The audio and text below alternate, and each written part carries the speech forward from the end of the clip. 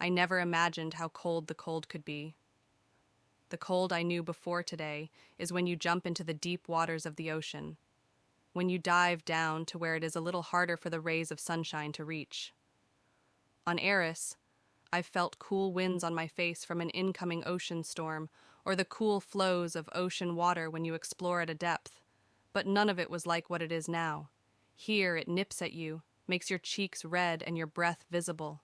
It forms on the grass like a frosted glass. It creeps into your bones, leaving you shivering uncontrollably, with no escape except a blazing fire. Yesterday was a cool day when Daner left us here, but as the night progressed, the temperature dropped even further. Now, as the sun rises, I can see the faded colors of our tent, which I couldn't see just an hour ago. At some point during the night, the lights in the tent area turned off, causing Isabel and me to become startled. We listened for what felt like an eternity, hoping to hear something or someone that could explain the sudden darkness.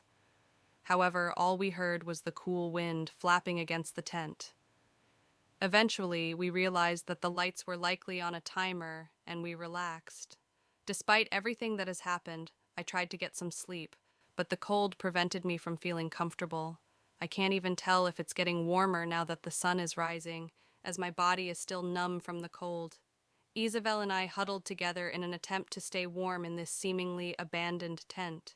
We found some clothing and other supplies stored away, but everything looks like it has been forgotten. It's strange to think that this place had power when we first arrived, but now it seems abandoned. I wonder why everything was left here and how long it has been like this.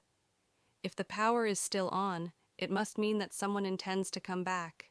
We found some coats, hats, and picnic blankets to keep us warm, but it's not enough to sustain us for long.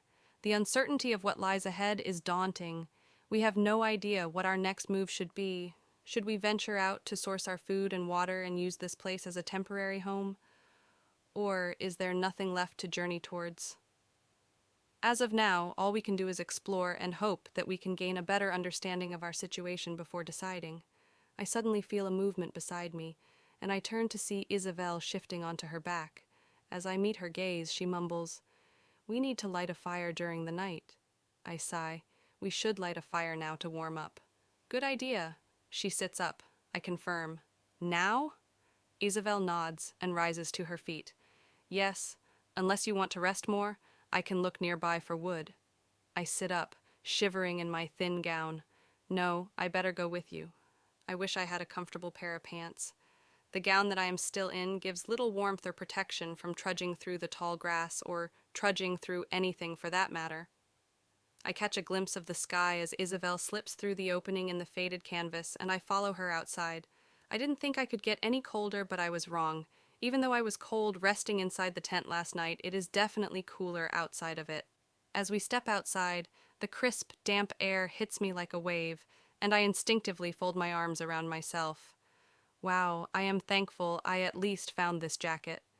Isabel has tied her black silky hair into a ponytail, and for some reason I focus on it since it's at eye level as she leads us in and out of tents.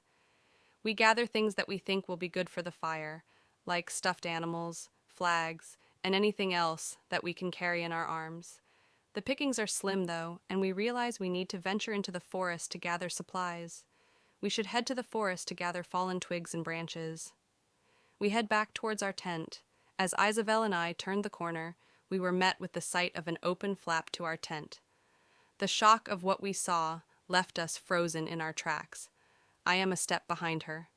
She stops, and I barely avoid walking into her, dropping the things I was carrying.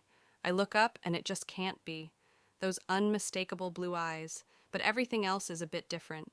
His large gray dog growls unsure of us, like it knows we are out of place and as though it is waiting for his master to assure him. "Taylan?" Isabelle whispers. "Yes?" I don't know what to do, and neither does she. I was just as lost as she was. Maybe this is his place. Maybe he is just passing through. Maybe he was watching us and about to loot the few things we had managed to gather in the short time we have been on this planet. Without taking her eyes off of him, she whispers, "We should go." As we slowly back away, Isabel tries to assure him that we mean no harm. "The tent is yours."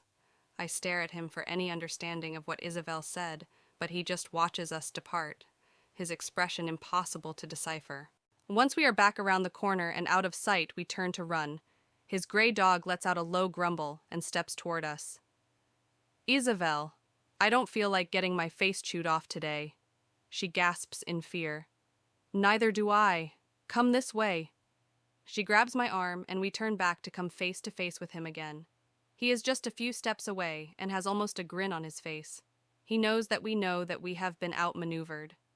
Isabel lets her arms fall to her sides with her palms turned out and says, Look, we don't want trouble.